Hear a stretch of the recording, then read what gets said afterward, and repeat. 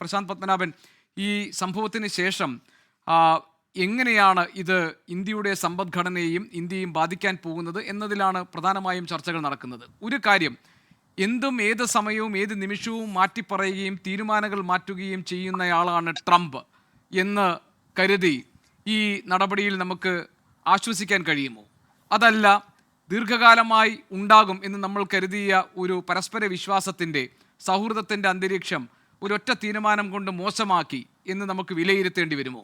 പിന്നെ രാഹുൽ ഗാന്ധി പറഞ്ഞതുപോലെ ഇന്ത്യയും അമേരിക്കയും തമ്മിലുള്ള വ്യാപാര കരാറിൽ സ്വന്തം താല്പര്യങ്ങൾ സംരക്ഷിക്കുന്നതിന് വേണ്ടി നടത്തുന്ന ഒരു ഇക്കണോമിക് ബ്ലാക്ക് മെയിലിംഗ് ആണ് ഇപ്പോൾ അമേരിക്ക നടത്തിക്കൊണ്ടിരിക്കുന്നത് എന്ന് നമുക്ക് വിലയിരുത്താനാകുമോ ഈ സംഭവങ്ങളെ താങ്കൾ പരിശോധിക്കുമ്പോൾ? പ്രതിപക്ഷ നേതാവ് പറഞ്ഞതിന് പ്രധാനമന്ത്രിയുടെ മറുപടി ഓൾറെഡി അമേരിക്കയുടെ നിലപാടിനെതിരായിട്ട് ഇന്ത്യൻ പ്രധാനമന്ത്രി പബ്ലിക്കായിട്ടൊരു സ്റ്റേറ്റ്മെന്റ് പറഞ്ഞല്ലോ. ഇത് പേഴ്സണലായിട്ട് ഒരുപാട് നഷ്ടങ്ങൾ ഉണ്ടാക്കിയാലും ഇന്ത്യയുടെ പരമാധികാരത്തെ വെല്ലുവിളിച്ചുകൊണ്ടുള്ള ഒരു നയവും ഇന്ത്യക്ക് സ്വീകാര്യമല്ല. അതിൽ ഇന്ത്യയെ ആം ട്വിസ്റ്റ് ചെയ്യാൻ കഴിയില്ല എന്ന് അദ്ദേഹം പരസ്യമായിട്ട് പ്രസ്താവിച്ചിട്ടുണ്ട്. പിന്നെ അമേരിക്കയുടെ നയം എന്തു തന്നെ ആയാലും ഇന്ത്യയുടെ നയം നേരത്തെ ശ്രീ വേണുരാജാമണി ചൂണ്ടിക്കാണിച്ചതുപോലെ നേരത്തെ ചേരിചേരാ നയമായിരുന്നു. ഇപ്പോഴത് സ്ട്രാറ്റജിക് ഓട്ടോണമി എന്ന് പറയുന്ന നയമാണ്. അപ്പം നമുക്ക് നാഷണൽ ഇൻട്രസ്റ്റ് എന്താണ് എന്ന് നോക്കിയിട്ടാണ് നമ്മൾ ഓരോ തീരുമാനങ്ങൾ എടുക്കുന്നത്. ഇന്ത്യ റഷ്യയുമായിട്ട് എന്ത് ബന്ധം വെക്കണം, റഷ്യയിൽ നിന്ന് ഓയിൽ ഇമ്പോർട്ട് ചെയ്യണമെന്നുള്ളത് നമ്മുടെ പരമാധികാരമാണ്. നമ്മുടെ ഇന്ത്യയുടെ നാഷണൽ ഇൻട്രസ്റ്റ് കണക്കിലെടുത്ത് നമ്മുടെ എനർജി നീഡ്സ് കണക്കിലെടുത്താണ് ഇന്ത്യ തീരുമാനമെടുത്തതെന്ന് നമ്മുടെ എക്സ്റ്റേണൽ അഫയേഴ്സ് മിനിസ്ട്രിയും സ്റ്റേറ്റ്മെന്റ് ഇറക്കിയിട്ടുണ്ട്. അപ്പോൾ അമേരിക്ക ഇന്ത്യയെ ആം ട്വിസ്റ്റ് ചെയ്യാൻ വേണ്ടിയിട്ടാണ് ഈ നയം. അത് റഷ്യയുമായിട്ടുള്ള ബന്ധം നമ്മൾ റഷ്യയിൽ നിന്ന് മാറി അമേരിക്കയുടെ ചേരിയിലേക്ക് വരാനുള്ള ഒരു പ്രഷറൈസിങ് ടാക്ടിക് ആകാം.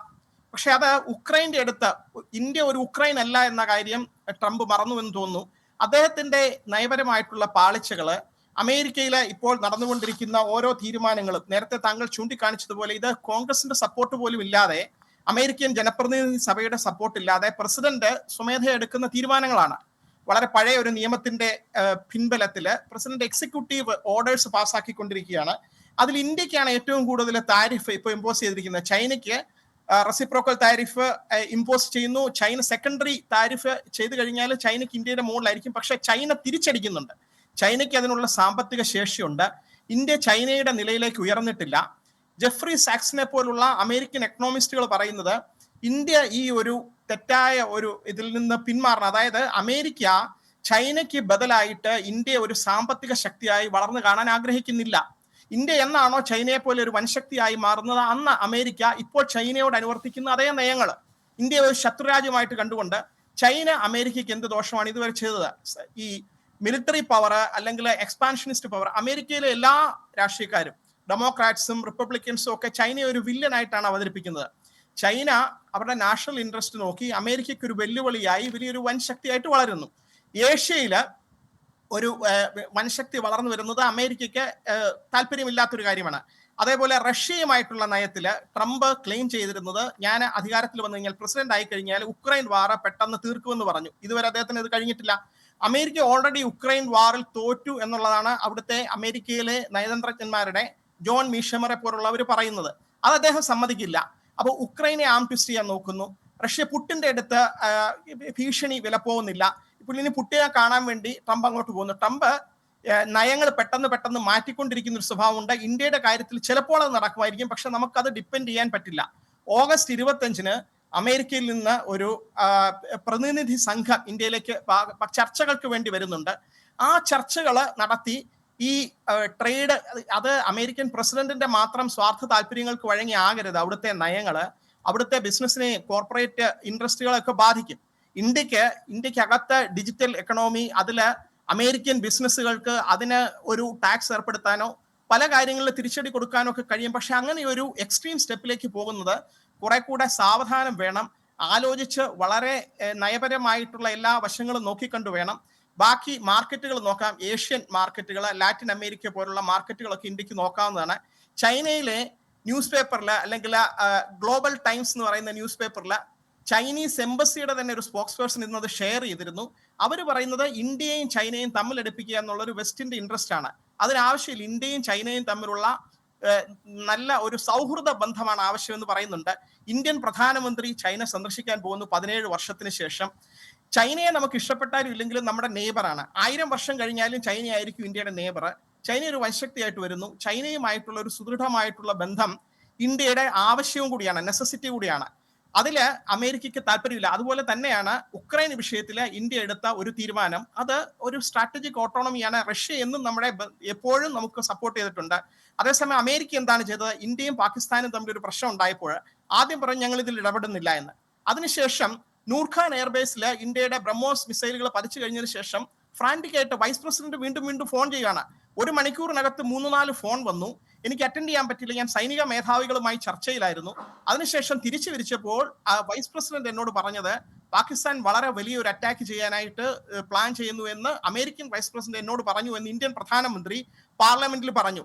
അതിന് അദ്ദേഹം കൊടുത്ത മറുപടി, അങ്ങനെ വന്നാൽ ഇന്ത്യ ശക്തമായി തിരിച്ചടിക്കുമെന്നാണ് പറഞ്ഞത്. അമേരിക്ക പ്രതീക്ഷിക്കാത്ത രീതിയിൽ ഇന്ത്യ നാഷണൽ സെക്യൂരിറ്റി, അത് ജപ്പാൻ പോലെ അമേരിക്കയുടെ ഒരു അലയല്ല ഇന്ത്യ അമേരിക്ക പറയുന്നത് കേട്ട് പെട്ടെന്ന് നിർത്താനോ അല്ലെങ്കിൽ സൈനികപരമായിട്ടുള്ള കാര്യങ്ങളിൽ അമേരിക്കയ്ക്ക് വിധേയമായി കീഴടങ്ങി പ്രവർത്തിക്കുന്ന ഒരു ഇന്ദിരാഗാന്ധിയുടെ കാലത്തും ഉണ്ടായിരുന്നില്ല, മോദിയുടെ കാലത്തും ഇല്ല. അപ്പോൾ അതിനുശേഷം ട്രംപ് പല പ്രാവശ്യം ക്ലെയിം ചെയ്യാണ് ഞാനാണ് ഇടപെട്ട് ഈ യുദ്ധം നിർത്തതെന്ന് പറയുമ്പോൾ അത് മോദി ട്രംപിന്റെ പേരെടുത്ത് പറയാതെ തന്നെ ഇന്ത്യയാണ് തീരുമാനിച്ചത്. പാകിസ്ഥാനിൽ നിന്നുള്ള വിളി ഉണ്ടായിരുന്നു, ഞങ്ങളത് നിർത്താൻ തീരുമാനിക്കുകയായിരുന്നു. ഇനിയും വീണ്ടും ഇതുപോലെ ആക്രമണം ഉണ്ടായിക്കഴിഞ്ഞാൽ ഇതാണ് ന്യൂ നോർമൽ, ഇന്ത്യ ഇതേപോലെ തന്നെ തിരിച്ചടിച്ചിരിക്കുമെന്ന് പറഞ്ഞു. അപ്പോൾ ശക്തമായിട്ടുള്ള ഒരു മെസ്സേജ് ഇന്ത്യ കൊടുത്തു കഴിഞ്ഞു. അതായത് ഇന്ത്യയുടെ പരമാധികാരത്തെ ചോദ്യം ചെയ്തുകൊണ്ടുള്ള എന്ത് നടപടിക്കും ഇതായിരിക്കും ഇനിയുള്ള നോർമൽ എന്ന ഒരു മറുപടി കൊടുത്തു കഴിഞ്ഞു. അത് ശശി തരൂരൊക്കെ വെളിയിൽ പോയപ്പോഴൊക്കെ വളരെ കൃത്യമായിട്ട് അത് സമർത്ഥിച്ചിരുന്നു. അതിനുശേഷം ഇപ്പോൾ അദ്ദേഹം പറയുന്നത് തിരിച്ചൊരു റെസിപ്രോക്കൽ താരിഫ് ഇന്ത്യ ഇതുപോലെ തന്നെ തിരിച്ചടിക്കണമെന്നാണ് പറയുന്നത്. പക്ഷെ കൻവൽ സിബലിനെ പോലുള്ളവർ പറയുന്നത് കുറെ കൂടെ ഡിപ്ലോമാറ്റിക് ആയിട്ട് കുറച്ചുകൂടെ വെയിറ്റ് ആൻഡ് സീ, കുറെ കൂടെ വെയിറ്റ് ചെയ്യുക. ഇതിനുശേഷം ഇന്ത്യക്ക് ഒരു രക്ഷയില്ലാതെ ഒരു അവസ്ഥ വരികയാണെങ്കിൽ തിരിച്ച് നമുക്ക് പുതിയ നടപടികളിലേക്ക് പോകേണ്ടി വരും.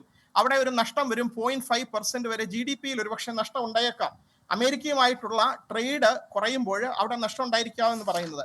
പക്ഷേ നമ്മൾ മനസ്സിലാക്കേണ്ടത് അമേരിക്കയിലെ തന്നെ എക്കണോമിസ്റ്റുകൾ, ജോർജ് ഏക്കർലോഫ്, അദ്ദേഹം 2001 നോബൽ പ്രൈസ് കിട്ടിയ ആളാണ്. അദ്ദേഹം പറയുന്നത് ഈ പ്രസിഡന്റ് ട്രംപ് പെരുമാറുന്ന ഒരു 5 വയസ്സുള്ള കുട്ടി പെരുമാറുന്ന പോലെയാണ്. ഒരു ചെസ് ബോർഡിൽ തോക്കാറാകുമ്പോൾ ബോർഡ് മറിച്ചിടുന്നത് പോലെ പ്രസിഡന്റ് വളരെ തീരുമാനങ്ങൾ എടുക്കുന്ന അദ്ദേഹത്തിന്റെ തീരെ അപക്വമായിട്ടുള്ള തീരുമാനങ്ങളാണ്. ലോകം മുഴുവൻ അത് സഹിച്ചുകൊണ്ടിരിക്കുകയാണ്. ഇത് അമേരിക്കയ്ക്ക് തന്നെ ദോഷം ചെയ്തുകൊണ്ടിരിക്കുകയാണ്. അത് മൾട്ടിപോളാർ വേൾഡ് ആണ് ഇനി വരാൻ പോകുന്നത്. അമേരിക്കയുടെ ഏകാധിപത്യം, ലോകം മുഴുവൻ അമേരിക്കയ്ക്ക് ഒരു യൂണിപോളാർ വേൾഡ് എന്നുള്ള ആ ഒരു കാര്യം മറന്നേക്കുക. അമേരിക്കൻ എക്കണോമി താഴോട്ട് വന്നുകൊണ്ടിരിക്കുകയാണ്. ട്രംപിന്റെ ഈ നടപടികൾ അവരെ തന്നെ ലോങ് ടേമിൽ എങ്ങനെ അഫക്ട് ചെയ്യുമെന്നുള്ളത് കാത്തിരുന്ന് കാണേണ്ട ഒരു കാര്യമാണ്. റിച്ചാർഡ് വോൾഫ് എന്ന് പറയുന്ന അമേരിക്കയിലെ എക്കണോമിസ്റ്റ് പറയുന്നത് തന്നെയാണ്. അപ്പോൾ അമേരിക്ക ഒരു വലിയ പ്രശ്നം നേരിട്ടുകൊണ്ടിരിക്കുന്നു. ഇന്ത്യയെ ഒരു കൂടെ നിർത്തേണ്ട, ഇന്ത്യയെ ഒരു ശത്രു രാജ്യത്തെ പോലെ പെരുമാറുന്ന തെറ്റിപ്പോയെന്ന് നിക്കി ഹേലിയെ പോലുള്ളവർ പറയുന്നുണ്ട്. അതായത് റിപ്പബ്ലിക്കൻ നേരത്തെ സ്പീക്കറൊക്കെ ആയിരുന്ന, അല്ലെങ്കിൽ അവര് അമേരിക്കയുടെ പ്രതിനിധിയായിരുന്നു UN-ൽ. നിക്കി ഹേലിയെ പോലുള്ളവർ പറയുന്നത് ഇന്ത്യയെ കൂടെ നിർത്തേണ്ട ഒരു സമയത്ത് ഈ ട്രംപ് ചെയ്യുന്ന ഓരോ നടപടികളും അമേരിക്കയ്ക്ക് തന്നെ ദോഷമായിട്ട് വരുമെന്ന് പറയുന്നു. ഇതിന്റെ ലോങ് ടേം ഇമ്പാക്ട് എന്താണെന്നുള്ളത് കാത്തിരുന്ന് കാണേണ്ട ഒരു കാര്യമാണ്. ഇന്ത്യ നമ്മുടെ നയപരമായിട്ടുള്ള കാര്യങ്ങളിൽ മുൻ പ്രധാനമന്ത്രിമാർ ചെയ്തു വന്ന കാര്യം തന്നെ മോദി ഗവൺമെന്റ്, ഈ ഇൻക്ലൂഡിങ് ഗാസയുടെ കാര്യത്തിലാണെങ്കിലും 10 പ്രാവശ്യം ഇസ്രായേലിനെതിരെ ഗാസയില് നമ്മൾ വോട്ട് ചെയ്തു. 3 പ്രാവശ്യമാണ് അബ്സ്റ്റെയിൻ ചെയ്തത്. ഇപ്പൊ ലോകത്ത് അമേരിക്കയും ഇസ്രായേലും ഒറ്റപ്പെട്ട ഒരു അവസ്ഥയാണ് പാലസ്തീൻ ഗാസ ഇഷ്യൂവില്. അപ്പൊ ഇങ്ങനെയൊക്കെയുള്ള സന്ദർഭത്തില് ഇന്ത്യയും ചൈനയും റഷ്യയും ഒക്കെ ഒരുമിച്ച് നിന്ന് പ്രവർത്തിച്ച് ബ്രിക്സ് ഒരു വലിയ ചാലഞ്ച് ആയിട്ട് ഒരുപക്ഷെ ഡോളറിന് ചാലഞ്ച് ചെയ്യാൻ പറ്റുന്ന രീതിയിലേക്ക് ഇവിടെ ഏഷ്യൻ എക്കണോമി വളരാനുള്ള ഒരു സാധ്യതയുമുണ്ട്. ഇതൊക്കെ കണ്ടുകൊണ്ടായിരിക്കും ട്രംപ് ഒരു ബിസിനസ്സുകാരനെ പോലെ അദ്ദേഹം ഒരു നയതന്ത്രജ്ഞനല്ല, അദ്ദേഹം ദീർഘവീക്ഷണമുള്ള ഒരു നേതാവല്ല. അദ്ദേഹം പെരുമാറുന്നത് വെറുതെ ലോകം മുഴുവൻ ഒരു റിയൽ എസ്റ്റേറ്റ് ആണ്. അവിടെ പർച്ചേസ് ചെയ്ത്, ഇവിടെ ഗാസയിൽ പർച്ചേസ് ചെയ്യുന്ന, അവിടെ ബ്യൂട്ടിഫിക്കേഷൻ നടത്തും, ആ ലാൻഡ് കയ്യേറുന്നൊക്കെ പരസ്യമായിട്ട് പ്രസ്താവിക്കുന്ന ആളാണ്. അപ്പൊ അമേരിക്കയിൽ അകത്ത് തന്നെ ജനരോഷമുണ്ട്. പക്ഷെ നമുക്കിത് ഡീൽ ചെയ്തേണ്ടിരിക്കുന്നു. ദൗർഭാഗ്യവശാല് ട്രംപാണ് ഇപ്പോൾ അമേരിക്കയുടെ പ്രസിഡന്റ്. ഈ ഒരു സിറ്റുവേഷൻ കണ്ടുകൊണ്ട് ഇന്ത്യ നയപരമായിട്ട് എടുക്കുന്ന തീരുമാനങ്ങൾ, നമ്മുടെ ഫോറിൻ മിനിസ്റ്റർ എടുത്തിരിക്കുന്ന ശക്തമായിട്ടുള്ള തീരുമാനങ്ങൾ, അതിനൊക്കെ പ്രതിപക്ഷവും കൂടി സപ്പോർട്ട് ചെയ്യുന്ന രാഹുൽ ഗാന്ധി ഉൾപ്പെടെയുള്ള എല്ലാ പ്രതിപക്ഷ നേതാക്കളും രാജ്യത്തിന്റെ താല്പര്യത്തിന് വേണ്ടി, നാഷണൽ ഇൻട്രസ്റ്റിന് വേണ്ടി എടുക്കുന്ന ഓരോ തീരുമാനങ്ങളും പാർലമെന്റിൽ ഡിസ്കസ് ചെയ്ത് സുതാര്യമായിട്ട് എടുക്കുന്ന തീരുമാനങ്ങൾക്ക് സപ്പോർട്ട് ചെയ്യുമെന്നാണ് എനിക്ക് തോന്നുന്നത്. ഇത് മോദിയും ട്രംപും തമ്മിലുള്ള ഒരു ഇഷ്യൂ അല്ല. ഇന്ത്യയും അമേരിക്കയും തമ്മിലുള്ള ഇഷ്യൂ ആണ്. ഇന്ത്യയുടെ സ്ട്രാറ്റജിക് ഓട്ടോണമിയാണ് ചാലഞ്ച് ചെയ്തിരിക്കുന്നത്. അതിന് വഴങ്ങാതിരിക്കുന്നത് വളരെ നല്ല തീരുമാനമാണ്.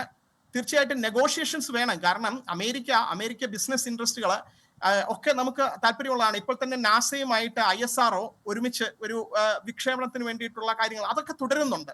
അപ്പോൾ ട്രംപ് എന്നുള്ള ഒരൊറ്റ വ്യക്തി വന്നിട്ട് ഇന്ത്യ-US ബന്ധം എന്നേക്കുമായിട്ട് ഇല്ലാതാക്കുന്ന ഒരു അവസ്ഥയിലേക്ക് പോകാതിരിക്കട്ടെ എന്ന് പ്രതീക്ഷിക്കുന്നു. പക്ഷെ അതേസമയം ഇന്ത്യ ട്രംപിന്റെ അനാവശ്യമായിട്ടുള്ള ഭീഷണികൾക്ക് വഴങ്ങേണ്ട കാര്യമില്ല. ഇന്ത്യൻ ഗവൺമെന്റ് ഇതുവരെ അത് ചെയ്തിട്ടില്ല. അല്ല, ഈ ഏത് തവണയും എങ്ങനെയും തീരുമാനമെടുക്കുന്ന ആളാണ് ഡൊണാൾഡ് ട്രംപ് എന്ന് പറയുമ്പോൾ ചൈനയോട് ഇല്ലാത്തൊരു ശത്രുതാ മനോഭാവമാണ് ട്രംപ് ഇന്ത്യയോട് കാണിച്ചിരിക്കുന്നത്. അതെ, ചൈനയും ഇന്ത്യയും തമ്മിൽ പിണങ്ങേണ്ട കാര്യമില്ല. ചൈനയും ഇന്ത്യയും റഷ്യയും തമ്മിലുള്ള ഒരു സുദൃഢമായിട്ടുള്ള ബന്ധം അമേരിക്കയുടെ ഇൻട്രസ്റ്റ് ഉള്ളതല്ല. ഈവൻ പാകിസ്ഥാനുമായിട്ട് നല്ല ബന്ധം സ്ഥാപിക്കുന്നത് നമ്മുടെ ഇൻട്രസ്റ്റ് ആണ്. അപ്പോൾ പെട്ടെന്നൊരു തിരിച്ചടി വന്നു എന്നുള്ളതിലുപരി ഈ ഏഷ്യ സമാധാനപരമായിട്ട് എക്കണോമിക് ഒരു പവർ ഹൗസ് ആയിട്ട് മാറുകയാണെങ്കിൽ അമേരിക്കൻ ഇൻട്രസ്റ്റ് അല്ലത്. അപ്പൊ ട്രംപ് ഇത് വെളിച്ചത്ത് ഒരു അവിടുത്തെ അമേരിക്കക്കാരുടെ ഒരു പൊതുമനോഭാവമാണോ എന്നറിയില്ല. പക്ഷേ ട്രംപ് അത് വെളിച്ചത്തില് പരസ്യമായിട്ട് പ്രകടിപ്പിച്ചുകൊണ്ടിരിക്കുകയാണ്. വളരെ